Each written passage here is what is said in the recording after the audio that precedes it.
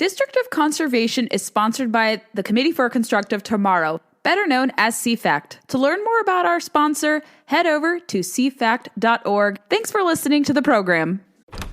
Sergeant and Mrs. Smith, you are going to love this house. Is that a tub in the kitchen? There's no field manual for finding the right home. But when you do, USAA Homeowners Insurance can help protect it the right way. Restrictions apply. And now, two pigeons bemoaning the fact you can stream DirecTV satellite-free. DirecTV gives you access to apps like Netflix and live sports right next to each other. I don't get it. Let me put it in pigeon terms. It's like that one amazing dumpster with the old fruits and cardboard all in one place. How am I supposed to keep up with illustrative metaphors when you are making me so hungry? Get live TV and streaming apps together without a satellite. Requires Gemini device and additional paid subscriptions to watch Netflix and other third-party apps. Terms and restrictions apply.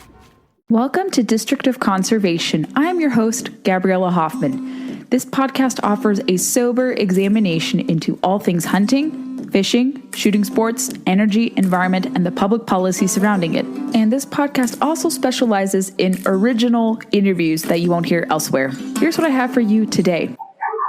Brant, it's so good to connect with you in real life. Listeners, it's a little noisy. We're at one of the local cafes here, but we'll do our best to have audio pick up well. So we're talking with Brant McDuff. He's an author, he's a conservationist. He has a very interesting story, and he wanted to come on the podcast to chat, and so we're glad to have him. So Brant, thank you so much for coming on. Thank you for having me. It's a delight to be here on this rainy Friday morning. My train doesn't leave till 9 o'clock, so I got a lot of time to kill at the museums in between, so it's a good way to start the day. What is your background for those who are unfamiliar with your work? So I study conservation economics, and it was a very circuitous route to get me there.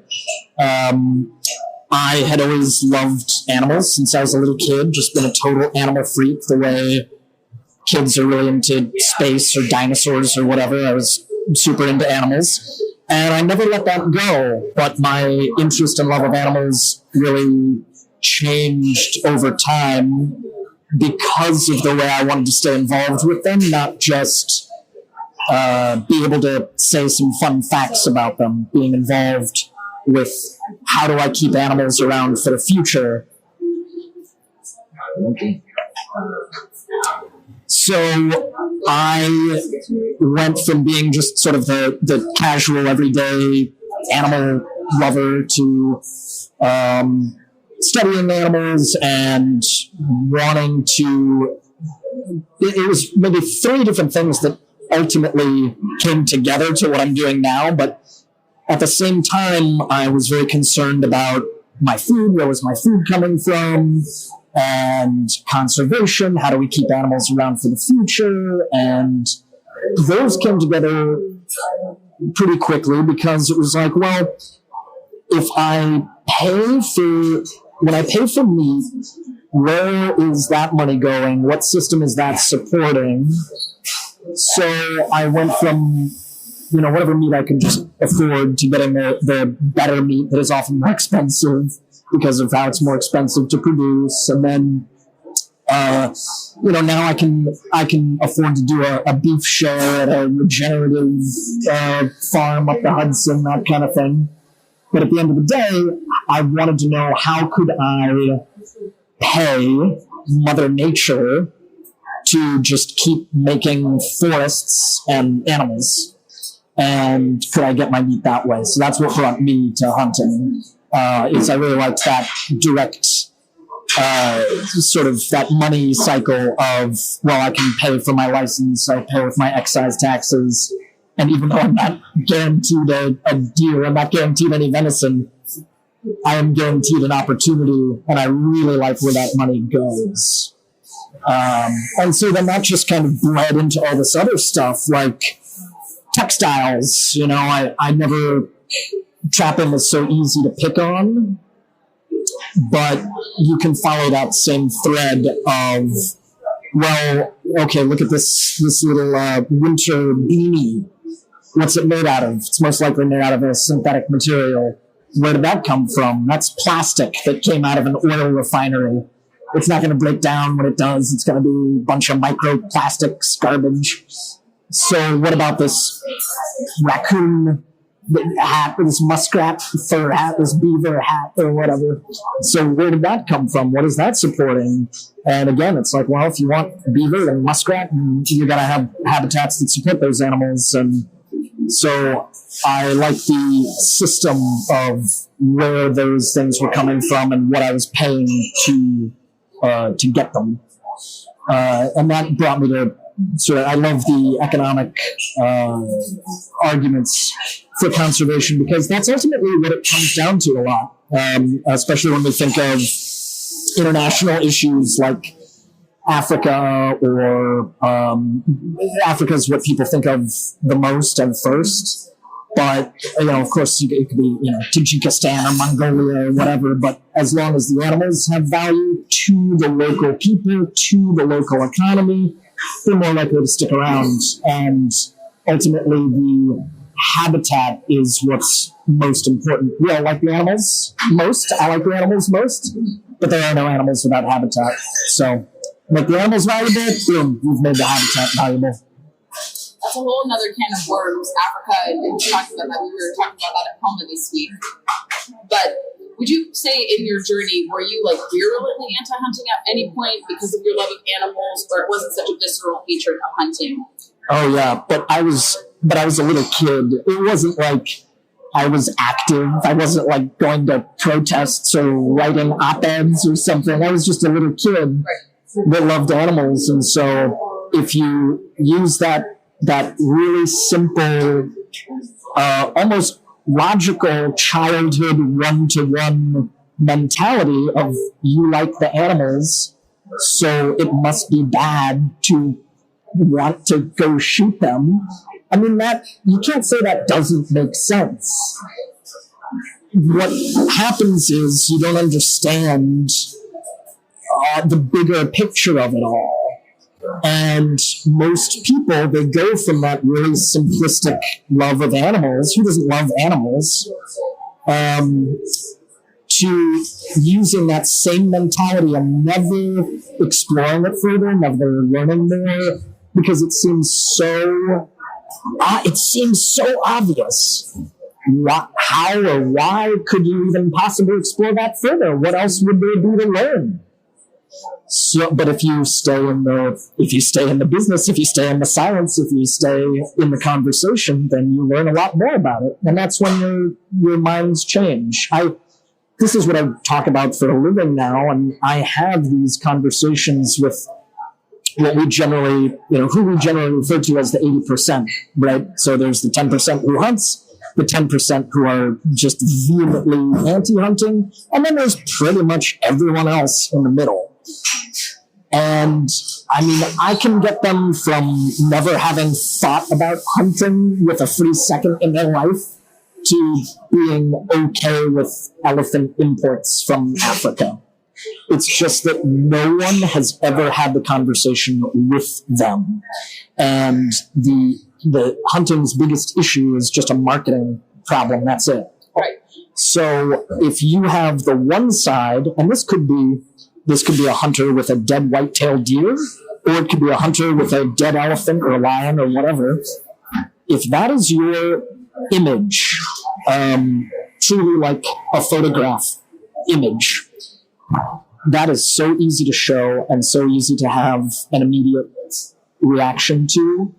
And on the other side of it, there is no singular image or photograph that you can show to combat that, because it's such a bigger, more complicated issue. You can't encapsulate it in a photograph. So it becomes a very difficult marketing battle. And even though all the science works on the one side, it's hard to show that off. It's like, it really is like the flat earthers versus NASA. All we have to do is walk outside. I mean, we just look out the window and like, yeah, I don't know, the earth is flat. Look at it. I can look at it right now. It looks pretty friggin' flat to me. But we happen to trust people who know better that actually do that for their job. So I think it's a fascinating topic, and the people who I talk to are also fascinated by it, but no one has the conversation with them. So you were doing this at the University of Vermont, right? I just came back from Vermont. I'm doing some work with Vermont Fish and Wildlife and their Natural Resources Department. I'm going to be going back up there to talk to their AmeriCorps group, and they've been really wonderful. The students, when I spoke to University of Vermont, they're just interested. They don't hear that side a lot, and they had interesting questions. They were open to the conversation. I got a lot of great feedback. I rarely, ever get nasty, negative feedback, because the people who, if you can provide them with the story and you take them from that story that I have, which is the story that a lot of late in life hunters have, that connection to food, connection to the outdoors, that economic cycle, where's your money going, how do you support these programs. It's a very logical staircase, and people will follow you there. But again, it's just where, if you're not looking for that conversation, you're not going to find it. And you really do have to be looking for it. After Conservationist in New York City, that must attract a lot of questions.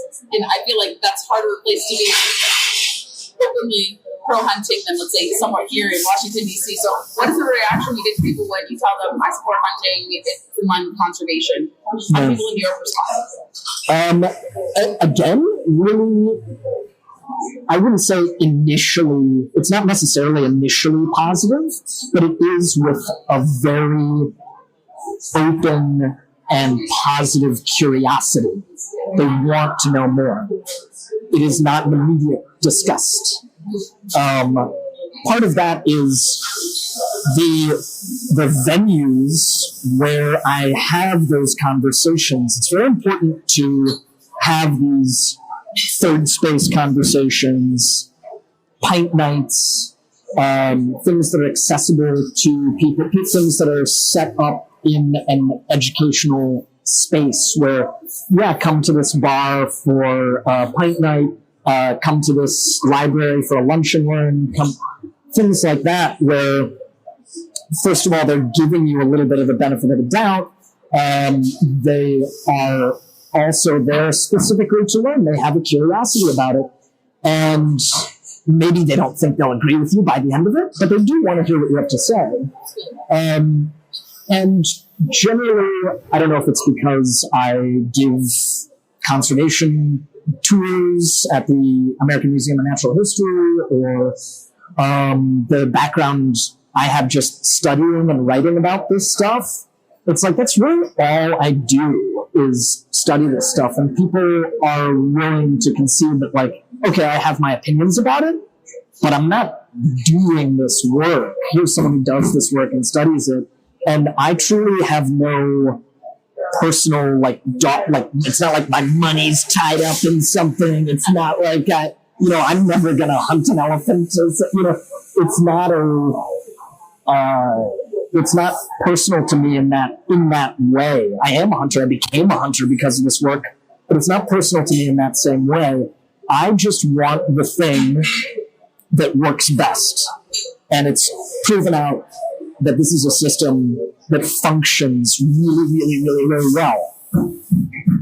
And so I like sharing that with people, and they're fascinated by it. They don't know about Dingo Johnson, Pittman Robertson. They don't know about the model. They find that stuff fascinating. They just don't know it exists, because why would you? I had a friend of mine who, trusts me because I'm a friend, and she truly didn't know that there was anything more to hunting than just buying a license.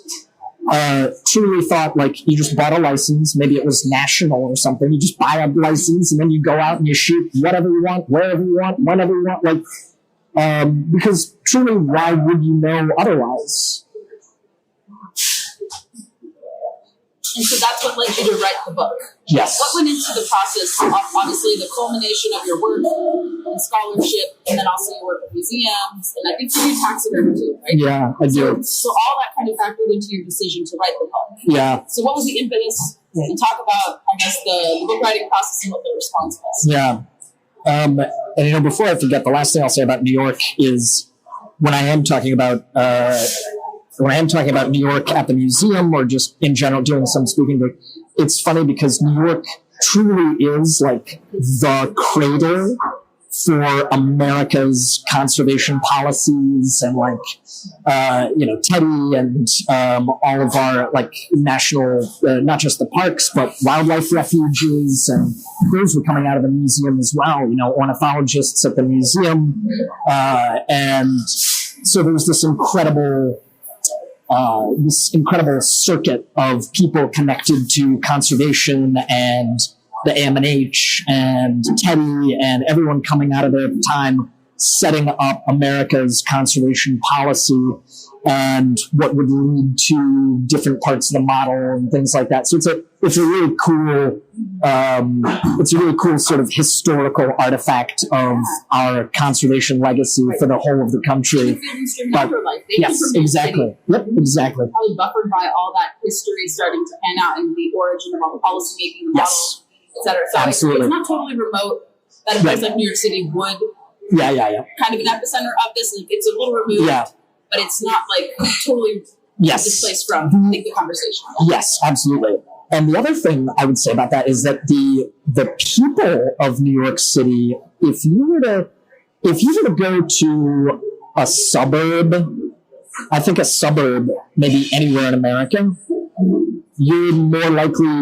I would think you're more likely to find people who are curious about the conversation and open to the conversation of hunting in New York City, because those are the people who are being very intentional and snobby about getting their food from the farmer's market, or they've got this beef show, this comes from a local this or a local that, or they're doing this, or they're being very intentional about their food acquisition.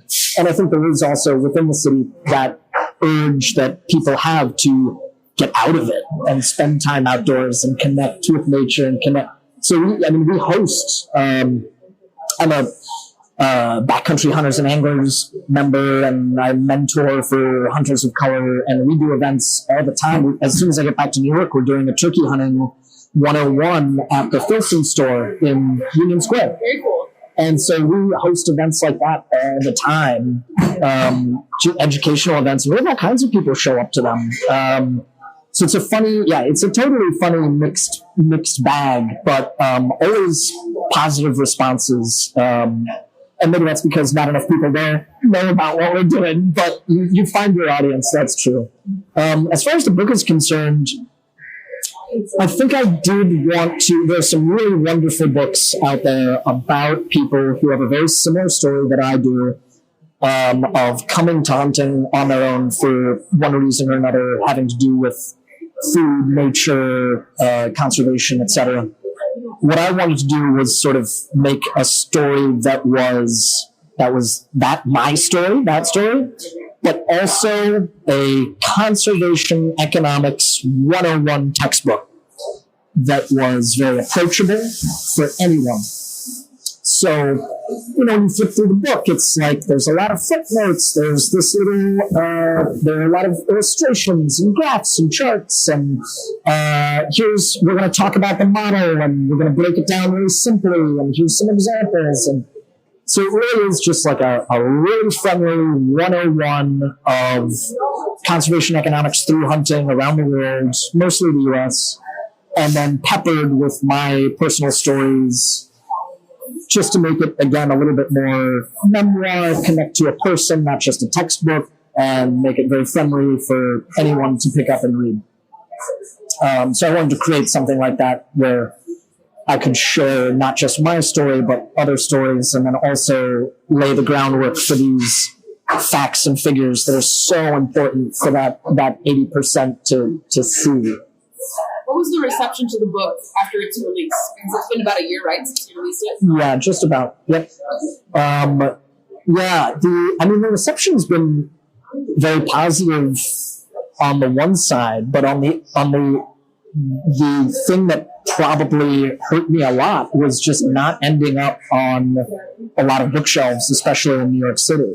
Really? Yeah, it was very difficult for me. And, hindsight's 2020. This is my first book, so I didn't really know how to talk to bookstores. I didn't know how much was on me versus how much was on my publishing house. And so, there were bookstores that I didn't get into, like the Strand or other little bookstores, McNally Jackson, that I would have loved to have been in, things like that. So a lot of bookstores I would have really, really loved to have been on the shelf in or done an event with, and I just couldn't get the time of day with them. I'm in Barnes and Noble, but that was tricky and a little heartbreaking. It would have been nice to be on more shelves and have events with those spaces. Like, hey, I'm a local author, and don't you think this is an interesting topic? Would you like to have a conversation about it? I welcome people who are skeptical of hunting. That's the whole point of the book. So I think that hurt me, but otherwise, it's that problem of the community. We have a great community of hunters and anglers, but we have problems getting those stories outside of our bubble. Perennial problem. I would say it's very hard to talk about hunting policy unless you write for, I know from first-hand experience doing a lot of writing, like places I write for totally accept my submissions because I tie it like to some policy angle or through my newsletters or through the podcast. So you can get it out there even if mainstream media doesn't necessarily welcome it. I wouldn't say they would have welcomed it, but maybe make it more hard with gatekeeping to get that kind of content because some people, it's sad that this is the case where some sources openly disclose that we're funded by this, nonprofit, and that nonprofit may not like hunting. Sure. So you have to run into that because everything is now kind of like everything's on paid behind a wall. Yeah. With newspapers declining, yes. et cetera, and like it's sad indictment where daily newspapers don't really have outdoor columns much anymore. I've talked to a lot of outdoor writers, and it's just very sad that that beat is going away. So that beat is not as common anymore. So you have to kind of create a space yourself, whether you're a columnist, a reporter, or someone who interviews with newspapers, local, national, whatever. But because it's not seen as like a popular, beat anymore, maybe, perhaps. That's why maybe you had those challenges too, because it's just hard to get the media interested unless you have some sort of unique club. But I feel like a New York Post would have been interested. Like, did you ever talk to like the Wall Street Journal or anyone like that too? Like, they have an interest in that kind of stuff. Yeah, they do, and it's funny. I'm working on something that I really want to be buttoned up, but like a New York Times op-ed or whatever kind of thing. Yeah. But I really want it to be dialed in, and I feel like, especially being just a year out of the book, is helpful because I am able to talk about the reception and the difficulty of getting the spaces to talk about it in, and sort of using that as an angle. But yeah, I know what you mean about the spaces where you're able to have those conversations in the media. It is, and it's surprising to me too. It should be a topic. But everyone covers wildlife whenever there's like a crazy animal roaming through the streets of the city, or someone encounters something unique. Bears in the pool in your backyard in California, or something, or bears in Connecticut, like going into trees and eating donuts or something of that nature. It's like it's sexy to them, through that angle, but it's not when it's some conservation thing. But I have observed that a lot of them, or they only talk about it when like a rule from the federal government is handed down about grizzly introduction or wolves or some ugly story about wolves. Or the most recent case in Wyoming. So that's where they only chime in, and the really bad stuff, not about the positive. So you kind of have to force the editors or the reporters you may talk to be like, hey, you should cover this beat because there's a huge economic component, there's a conservation component. Yeah. So you kind of have to force them to do it. They can. It's not like entirely out of the realm of possibility for them to cover it, but because it's kind of defined as a writing beat, you have to kind of force them to carry that now. Yeah. I wish I knew that ahead of time. Well, I think we are, so we would have been advice. We're giving you some tips, but no, it's like, from what I've heard about your book from friends who've interviewed you as well, they've said that they've been very impressed by the content of the book, and I'll try my best to read the book as well after the fact, because it's not just, worthwhile to speak to you. I think it'd be really, imperative to read the book and learn more, from your musings in that respect. So I'll try to get a copy and review it when I can find some free time. Fair enough. It is, that's the thing. It's like people who are already in the conservation space, they're already in the hunter space. It's not necessarily new information to them. It's just repackaged, accessible. Very accessible. But I do think the benefit of it is as a tool, a benefit of it for people who already know the information, like, PR dollars kind of thing. The benefit there is it is a tool for how to talk to people about hunting. What is it that their concerns are, and what are the pathways to getting them to see a different side of it? That's often kind of deduced from, you probably have read different polling from Responsive Management, Southwick Associates, Yep. and they put out polling that shows that there's still pretty high levels of approval for hunting, but it's diminished even by 3%. It's the high 70s. It used to be in the low 80s. Right. So that's raising alarm bells naturally. And so people who kind of need a reminder to be like, this is positive, don't let the really bad poaching incidences or the really kind of blemish stories that you hear really cloud your judgment or your view on conservation as a whole. Right. But sometimes that can be a little hard with that. But I think that's why your book has probably resonated with a lot of people in our space, and maybe those outside of it in New York City or maybe more urban dwelling areas, because people are curious to know. And once they learned about, PR, Dingle Johnson, just the helpful mechanism, because eventually they learned about it because New York Times has written about PR dollars kind of negatively because they don't like how the funding mechanism is there. But you've seen other outlets where it's all positively received, and people make that connection. Yep. And even those who are somewhat virulently anti-hunting do concede, hunters and anglers do have an outsized influence, I think, positively in shaping that conversation and in that funding mechanism. So they know and they recognize, but they have to kind of poo-poo, their contributions. Yes. Or want to see, it transferred somewhere else, or now they're doing, experiments in the northeastern states or California where they want to now have it's like a gun control, excess tax slapped onto existing PR. Oh, right. Yes, I've heard about that. For gun violence prevention. Right, so right. I think it's now 23% in California in total. So they're trying to borrow PR, but negatively. Right. So I think, it's good that books like yours can help kind of demystify what that is and even humanize it a bit more, because it's not enough to throw stats and data.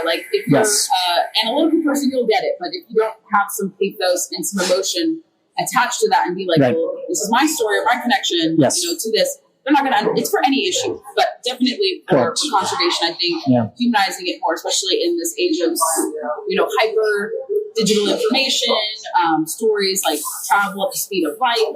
It's hard to kind of counter that, or we're up against a lot of negative forces where they would be very, very happy if hunting just went away altogether. For sure. But they chip away, death by 1,000 cuts. Of course. They start first with the low-hanging fruit, the more uglier. Trapping dogs.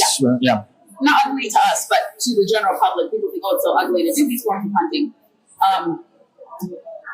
But I think, humanizing, telling my own hunting story. I was never anti-hunting. I was just removed from it being in California, even though we did have half of our state was public lands. I just did fishing.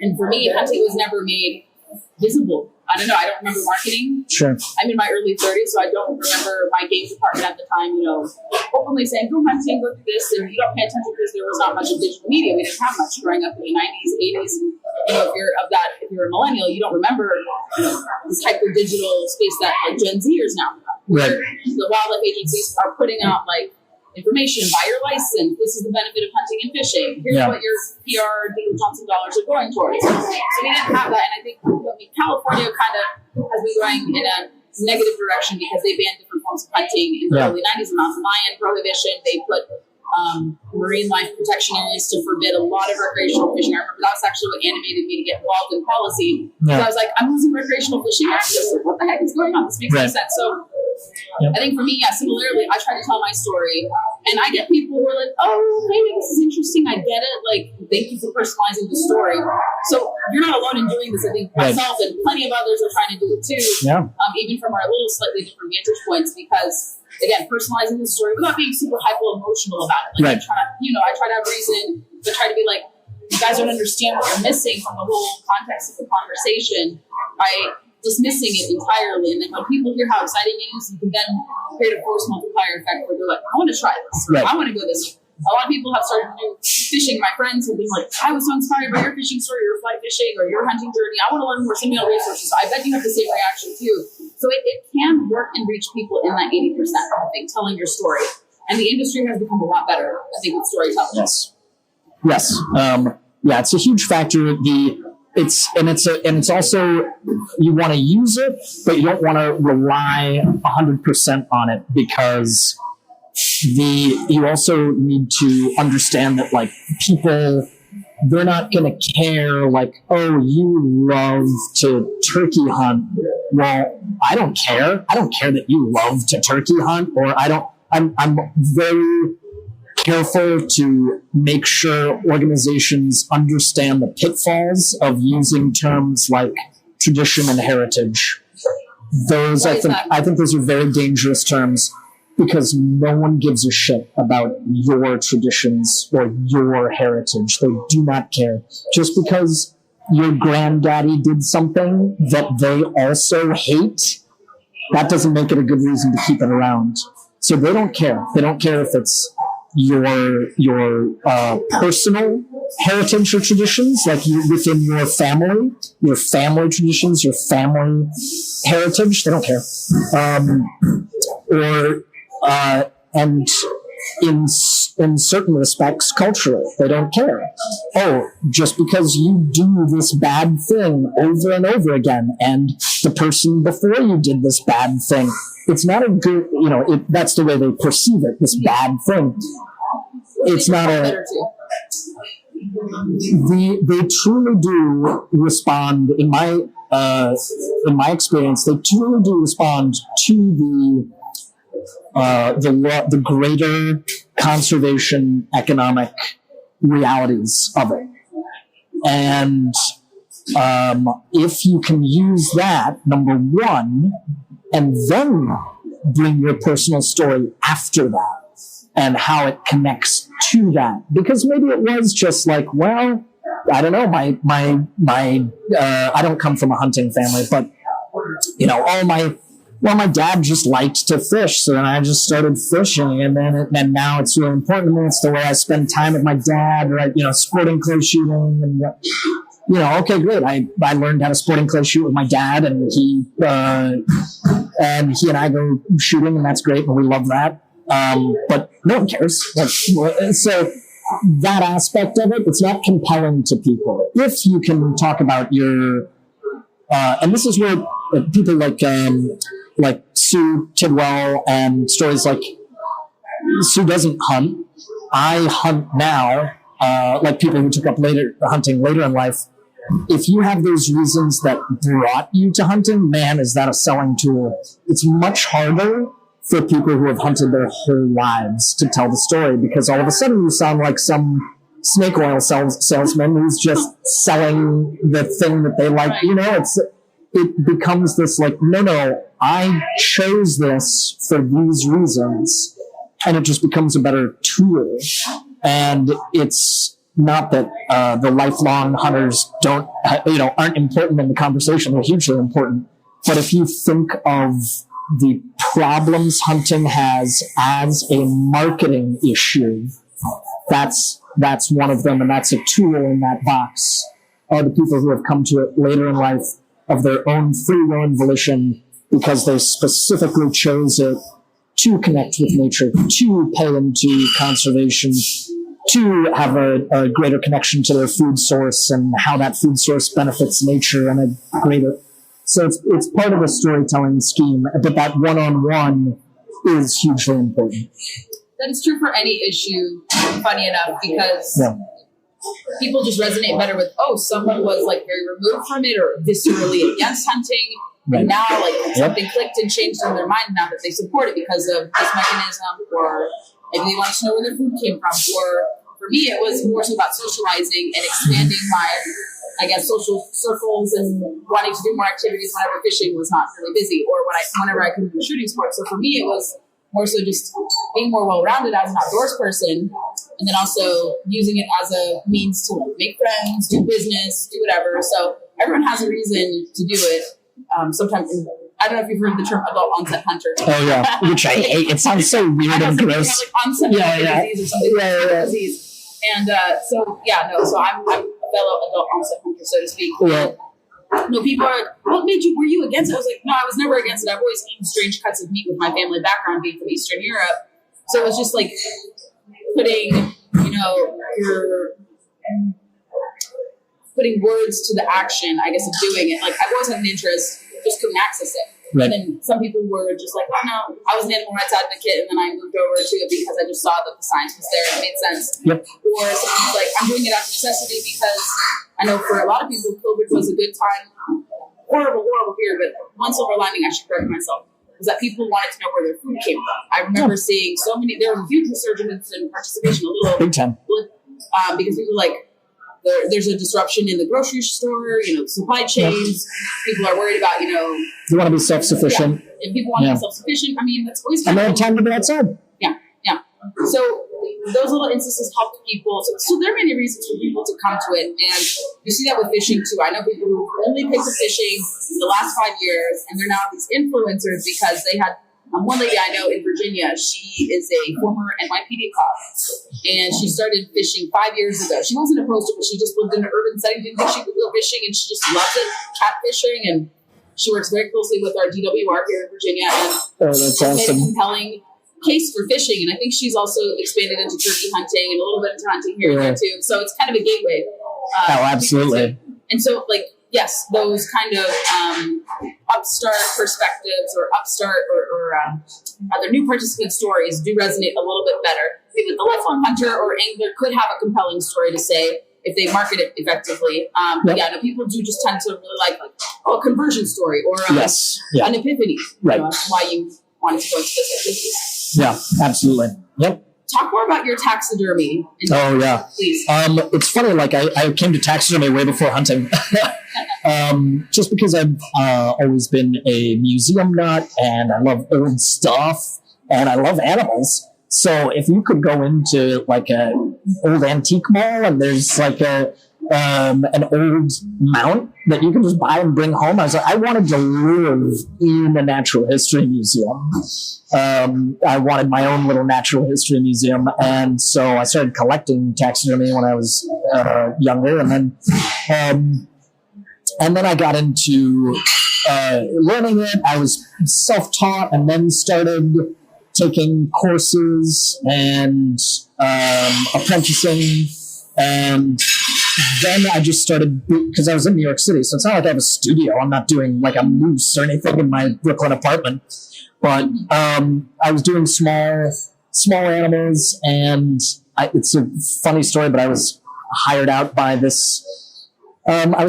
woman to make gifts she's a TV news personality, and she hired me to make some custom taxidermy gifts for some people who were CEOs and...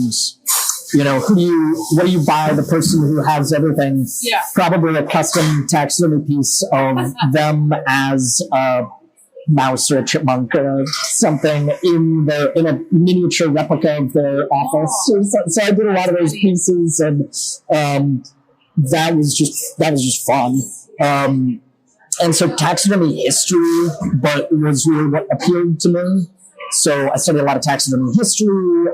Not just the history of the taxidermy, but history of particular pieces, like some of the animals that you'd see up at AM&H or at other museums, and their stories. And it is a thing, taxidermy history, I swear. And I just find it fascinating and interesting, fun. I love animals. I love the idea that you can have one in your house. They don't live forever. And it's funny, I was at IKEA a while ago, and there was this It's this fake plaster roe deer antler set. Okay. And, IKEA's Swedish, so, roe deer over there, common. Yep. So there's this plaster roe deer mount that just the antler mount, it's common Bavarian European thing. And you could just buy that at IKEA to put on your wall. And I just stood there staring at it, just open mouthed, like aghast, because it was so gross to me. This thing that's sort of the vestige, what's left after a roe deer hunt that you keep, and you've eaten a roe deer and you've had this experience in the woods and it's so meaningful and it's this last piece of it. And then just to sort of make it out of plaster and sell it en masse to a common consumer, like just to a broad consumer base that would have no connection to it. They just think it's cool. But why do they think it's cool? Because they've seen it in old Bavarian homes. It just totally blew my mind. And when the real thing is so much more environmentally friendly and meaningful, and so to take this thing that is so natural and then package it as if that is the more environmentally friendly version because it didn't come from it shook me to my core. And so now I use that in my lecture series, and I have a photograph of it and kind of go through the history of those mounts and what is a trophy in terms of what is left from the hunt. My trophy, my first trophy is the skull cap of a button buck that I was shooting in an area of New Jersey that had earn a buck tags where you're not allowed to shoot an antlered deer. So I had to shoot a button buck. And so it's this little gnarly button buck skull cap, and it's like, man, that's worth as much to me as any lion, giraffe, elephant, whatever. So the origin of the term trophy, the history of that, it's very subjective. The origins are really positive, going from market hunting to specific choice hunting in order to keep the population growing and healthy. But no one knows that story. And so anyway, that was all spurred for me from this IKEA thing. That's so funny that they would kind of, not bastard, what's a better term than bastardize it, but cheapen it. Yeah. Through that, because everyone's like, oh, I love, hanging antlers in my house. Right. Like a novelty, but they would go through so many hoops to use stuff that's not organic to recreate it. And it just seems so weird for us who work in conservation or hunt to be like, they're going to take extra steps to create something rather than go hunting themselves and create them out for them to enjoy it, to display in their house. But it's just so funny how that is. Yeah, I've seen that also at IKEA over time. Is they used to have these great sheepskin rugs.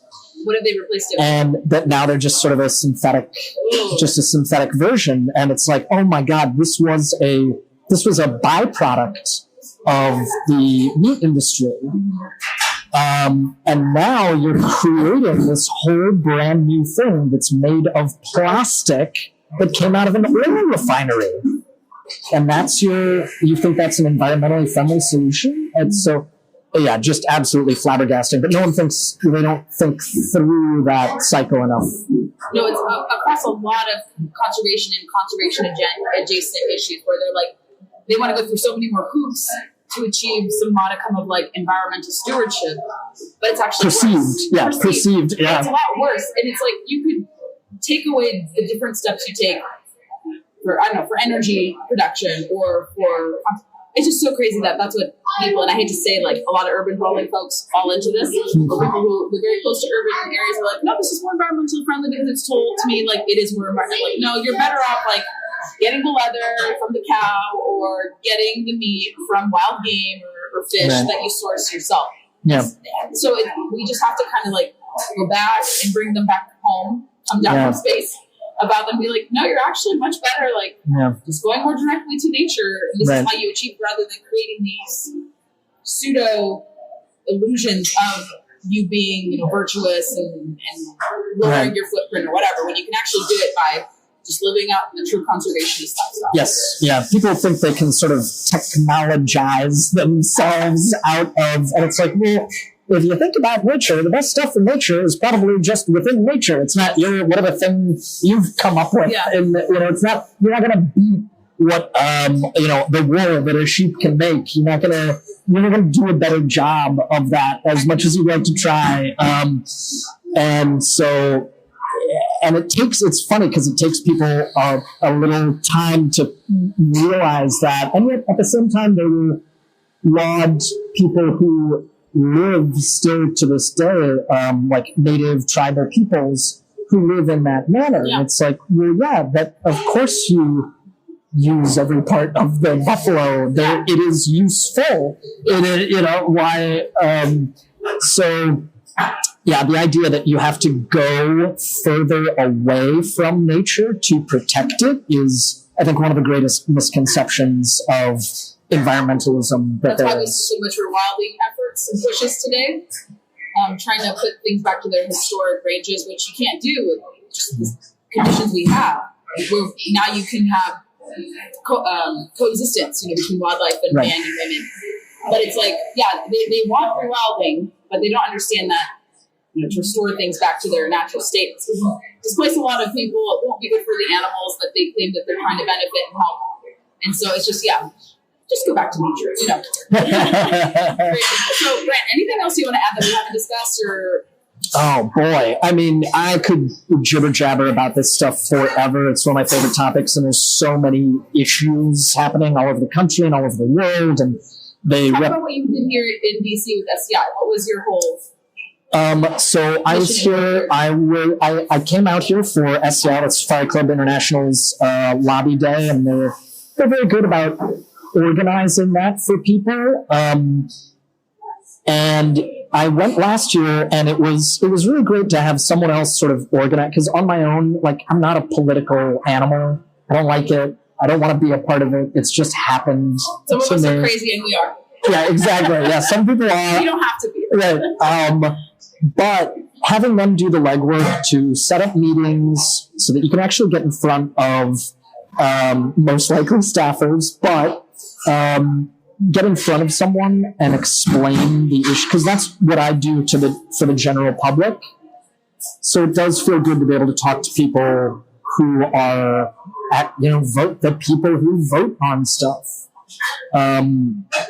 A lot of times it's tricky because a lot of the meetings that we had set up, they were with people who might just be voting that way anyway.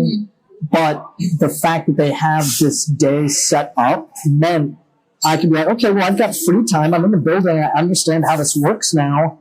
I can go set up these meetings on my own. I can go talk to someone. I can see if there's hey, why not? I'll walk in and say, hey, do you have a staffer who's available for 4 minutes for me to talk to? Right now in New York, they're coming back to that Big Five trophy import ban. Yeah, so I've heard. And it's an issue where it sounds so great on paper, doesn't it? It sounds so, why would you even need to investigate that? Just vote and, done. But if you can get in front of someone and say, hey, I understand why you think this might be a good thing for conservation and wildlife, but it's not, and here's why, and I know about this stuff because it's all I do. It's all I study. And I don't have... again, I don't care what the answer is. In my book, I say, if nude mud wrestling proves out to be the most effective form of conservation in Southern Africa, great. I'll wax my ass and I'll get out there and do it. But right now, this is an incredible model that really, really works. And here's why, and I'll explain it to you. And I'm not a lobbyist. I don't have a dog in this fight. I just want the thing that works. And so it's very helpful for them to set up those meetings so that I can come here and talk to people and lend my expertise just in the field and talk to people who may not know any better. I don't hold it against people for voting against something. What I hold it against them is voting against it without really doing the homework, and they don't. That sometimes happens with politicians. They're just told, some will arrange the meetings, have a preconceived notion, but just say, okay, I met with people just to say I did, and then they still go ahead and proceed to vote very much against conservation. But I think as more are educated, and it's pretty bipartisan, like you see bipartisan support for PR, Dingle Johnson, like it shouldn't be taken away that aspect. So you still see that even amidst how crazy divided and how much turmoil and chaos is in Congress, they still can come together for conservation, for true conservation, and keeping those two laws intact for the most part. Yeah. So it does give you a glimmer of hope that they can still be like, oh yeah, we see the benefit, to habitat conservation, wildlife conservation, hunters education, public target shooting ranges, and how that's funded for all these. Do those two laws, PR and Dingle Johnson. And ballot box biology is why I want to be talking to the public. I feel like... Is that something that's going to be concerning you? Because we've talked about it here on the podcast often, but are you also equally concerned with that too? Oh, hugely. That's why I want to talk to so many people about it, because, again, it's something, if you don't know about it, it's so easy to tick a box and not have to think about it at all. So it terrifies me. I've been very happy to do work with Vermont because they're struggling with that right now. Just like Washington and California and Colorado. I'm trying to do as much work with Colorado right now as possible. And again, it's like if you get a room full of people who are interested in coming out for a pint night, they will listen to you. But it's as thrilled as I am that groups like SCI and BHA and all the, whoever can be talking to policy and putting their foot forward on those issues, great, good for them. Thank God, because I'm not doing that. But we really also need to be talking to the public. Ballot box biology is a very, very troubling concern for me too, because there are all these little hoops springing about the backing of all these big anti-hunting conglomerates. And they're disguising themselves as like kind of a moderate voice, and then they're openly saying, well, we think this is contortion and twisting of conservation because of what's killing of animals, and it's not related to what it truly should be. So they openly chastise the model and say it needs to be reimagined, reworked, and take out these consumptive so-called behaviors out of it. So they're openly telling the public, and in states in particular, we're coming, it's open season for you guys. We have the tools, and we're not shying away from our attack. The other thing that I stress is how much there is no such thing as non-consumptive anything. If you are a human being living on planet Earth, you are a consumptive user of the planet. And if you are, I gleefully make the argument that in Colorado, if you're a skier, if you're a mountain biker, you are doing way worse to elk and other animals than any elk hunter ever has. You are removing winter range, and you're removing summer. If you've got a mountainside that's being used for mountain biking in one season and skiing in another, that is a swath of land that elk don't want to set foot, critters don't want to be anywhere near. The whole object of a hunter is to get in and out of the woods without being noticed. No trails, no infrastructure. Maybe they are successful and shoot something and take out of the woods. Maybe. But that is in line with state fish and wildlife conservation structures and policy and metrics, whereas the hiker, mountain biker, skier, what are they paying into? What are they supporting with their time and dollars? And there's so much more that goes to conservation from the hunter perspective of just not messing up the landscape and actually actively paying into and volunteering their time to protect the landscape. I have never in my life seen a group of people more hands-on when it comes to boots on the ground conservation, removing fences, putting up watering sources, cleaning up the outdoors. I've never seen groups more actively physically involved than I have with hunters. I do not see hikers doing that much, mountain bikers doing as much, skiers doing as much. No. So between the money and the activity and what it does to the landscape, it's really just a home run. People have just never thought about it that way because they see the consumptive versus non-consumptive, and they hear it in those terms, and they think of it in those terms of the photograph. Well, if you've got a photograph with a guy with a dead elk, and then you've got a photograph of a few people at the top of a ski mountain, one of those looks more consumptive to the average person than the other. Well, this has been a riveting conversation, Brant. Thank you for expanding and expounding on a lot of interesting stuff. Thank you for stopping me, because I'll keep going. Yeah, go on. No. I think it's riveting. It's compelling. Listeners will really appreciate your perspective. I think it's very fascinating. I learned even a lot just listening to you. If people want to learn more about you, buy your book, who would you like to direct them to? So my book is called The Shotgun Conservationist, Why Environmentalists Should Love Hunting. Please do buy a copy. It does help me with my sales metrics, and that helps me get in front of more people. I don't care where you buy it from. My website is immortalanimals.com. And from there, if you're in New York City, you want to take a tour of the museum, you can let me know there. Or I travel around and I give lectures. If you want to host a pint night, lecture night, I do all kinds of lectures about conservation aimed at the broader public. They're really fun, they're silly, they're jokey, but they get to the issues that we're all really concerned about. Thanks for listening to District of Conservation. If you enjoyed what you heard today, go leave us some reviews on Apple and Spotify, or wherever podcasts are played. Your feedback will help us reach more people, and I love to know what is on your mind after each episode. Be sure to follow us on Facebook, Instagram, and Twitter to never miss a beat or a guest announcement, because that is our way of updating all of you listeners, and we have just hit 1,000 followers on Instagram for the podcast account. Thank you very much. And if you have any guest suggestions or topics you want to hear on the show, I am all ears. I would love to hear your feedback there. Thanks for listening, and stay tuned for the next episode.